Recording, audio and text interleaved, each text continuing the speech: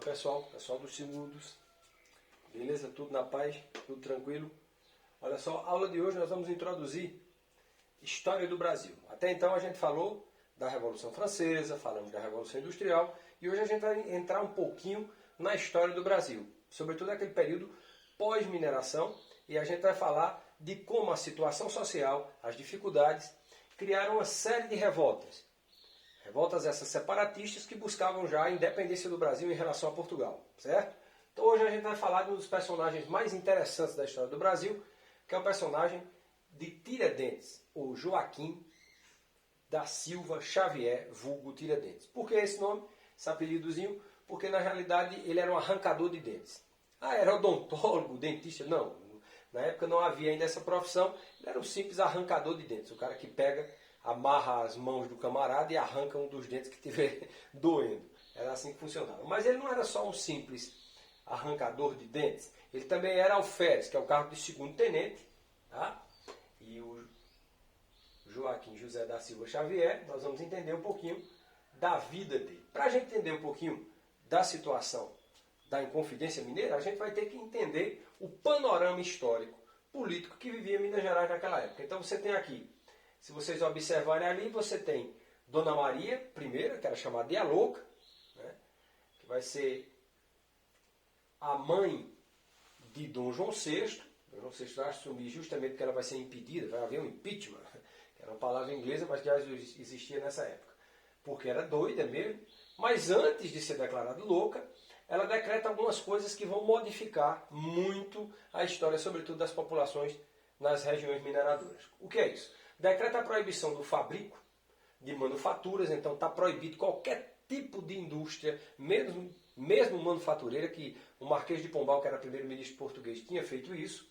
Determina cobrança rigorosa das dívidas por derramo, que era isso? Um imposto cobrado sobre todas as dívidas ao mesmo tempo. Então você quebra um minerador, faz com que ele tenha inúmeras dívidas, ele se sufoque, né? E naquela época deveu, não pagou, o cara ia preso. Então a situação era muito complicada. Em reação, surgiu um movimento denominado como Conjuração Mineira. De onde veio esse movimento? Então, só para você ter uma ideia, veio justamente dessa situação econômica. Quais as influências e o que esse movimento defendia? Então vamos dar uma olhadinha. Os rebeldes tiveram grande influência do iluminismo. Acho que vocês lembram do iluminismo. A gente falou isso ainda em sala de aula, né, antes dessa coisa toda da pandemia, quando eu dizia a vocês que o movimento iluminista ele é justamente contrário a todo e qualquer tipo de movimento obscurantista, absolutismo. Ele combate a igreja, as monarquias, essa coisa toda. Então, olha só, grande influência disso, da liberdade, da igualdade, da fraternidade, que são ideais, lemas do movimento iluminista que vão parar na Revolução Francesa mais na frente, e que vem aqui para o Brasil. As ideias chegam na colônia através de quem? Dos filhos da elite portuguesa, que iam estudar lá fora e que vinham para cá. Tá? Então você tem aí, dentro desse movimento iluminista, você vai ter também um movimento de 1783, que é um movimento muito importante, né? Esse movimento, em 1783, após o conflito em que a Inglaterra é derrotada, né, definitivamente, a guerra de independência dos Estados Unidos, influenciada também pelo esse movimento iluminista. Então você tem uma série de movimentos. 1776, com a independência dos Estados Unidos. Em 1783, os Estados Unidos é declarado um país independente. Você tem a influência da Revolução Francesa, Diderot, Montesquieu, Rousseau, D'Alembert.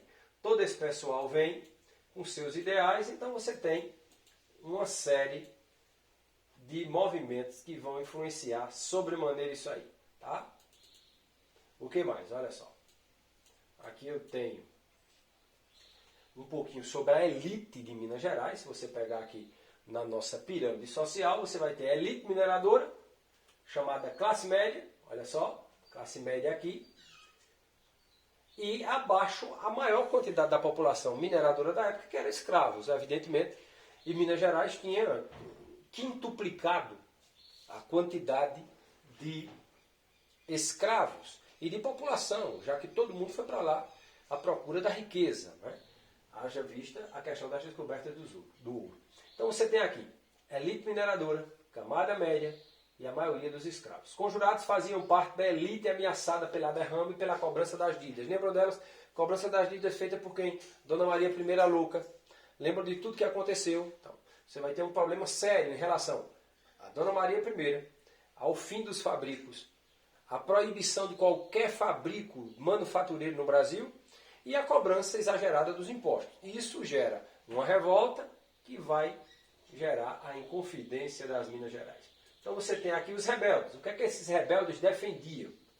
Lembrando que a Inconfidência Mineira, apesar de nós, de ser o dia, feriado nacional e tudo mais, na realidade a figura de Tiradentes é uma figura muito comum, muito corriqueira. Ele não foi aquilo tudo que se prega nos livros de história que tem. Aquilo ali foi montado. Na realidade não passou da fase embrionária e os caras já foram presos. E nem Tiradentes era o grande herói assim, por assim dizer. Apesar da morte cruenta que vocês vão ver aí no final. Então o que é que os rebeldes queriam? Lembrando que esse movimento não saiu da fase embrionária, diferentemente da Revolução Baiana, da Conjuração Baiana. Tá? Então, independência e o fim da colonização. Isso é um marco. Confidência Mineira queria a independência e o fim da colonização. Proclamação do regime republicano. Era uma ideia que também tinha. Liberdade de comércio, liberdade de produzir manufaturas e o perdão, claro, das dívidas. E também queriam construir uma bandeira nova, que é a bandeira de Minas Gerais, libertas que será stamen, que tem o símbolo, quer dizer, liberdade antes que tardia. E também eles queriam criar uma faculdade lá em Vila Rica. Né? Lembrando que eles não queriam o fim da escravidão. Esse é o grande problema.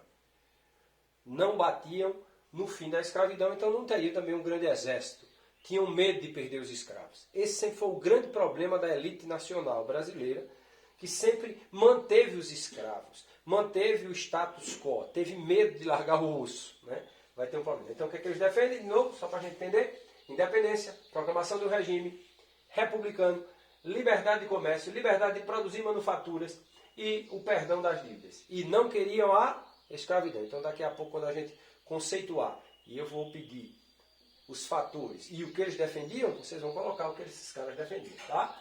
Lembrando também que a elitezinha, olha só, a elite é quem manda, vai estar passando por dificuldades por conta de Dona Maria I a Louca, camada média, escravos. Aqui eu tenho o que eles defendiam. E aqui, finalmente, olha só o que ocorreu com o movimento.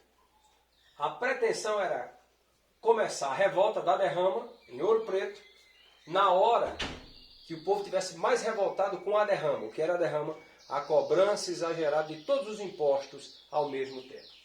Deu errado por quê? Porque foi denunciado. Houve um delator, um cara que entregou tudo. Quem era esse cara? Joaquim Silvério dos Reis. Um minerador, dono de terras também, que tinha uma dívida imensa e que entregou os coleguinhas, entregou todos pelo perdão das dívidas. Então isso entregou os caras ao Visconde de Barbacena, que era o administrador-chefe das minas na época, e foram todos delatados. Tá? Não adiantou, porque depois disso, na última prisão, o último foi o Tiradentes, eles acabaram sendo presos. Cláudio Manuel da Costa, que era poeta, acabou indo parar na Europa, preso também, lá morreu. Quer dizer, teve uma série de problemas. Houve uma devassa, né? A devassa da devassa, olha só na charge aqui. Quem era o Tiradentes? E aí, aqui algumas pinturinhas do Pedro Américo, que era o chamado pintor da independência, de um cara barbudo, semelhante ao Cristo, que se sacrifica por nós, pela independência, enfim. Isso é mais uma construção da época da República, tá? Lá do finalzinho do Império e começo da República. Na realidade, o Tiradentes sai mais bonitinho na foto do que os nossos queridos conjurados baianos, que são pobres, negros, mulatos, enfim. Aqui você tem por que só Tiradentes foi condenado. Uma pergunta. Pouca gente levaria a sério o movimento liderado pelo simples alferes. Então, por ele ser alferes. A rainha podia reconciliar-se com as elites. Né? Por que o seu endeusamento? Foi na República que houve o endeusamento do Tiradentes. E aqui lembrando que a morte realmente foi terrível. Ele foi enforcado, depois foi cortado, esquartejado e cortado em 6 partes, você vê na pintura aqui do Pedro Américo, e colocado, afixado essas partes em postes, em Vila Rica, Sabará, Mariana, toda a região aurífera. Resultado, acabou virando um mártir da nossa independência, ok? E só para lembrar, porque do seu endeusamento, vamos dizer assim, porque foi na República, na proclamação da República, que mitificaram essa figura como herói perfeito do novo regime republicano, lembrando que era um herói branco, um herói mais elitizado, apesar de ser alferes, dessa coisa toda, mas é um herói que eles acabam colocando, e não os mais pobres da Conjuração Baiana, ok? De todo jeito, foi uma grande revolta, né? Marcou a nossa história.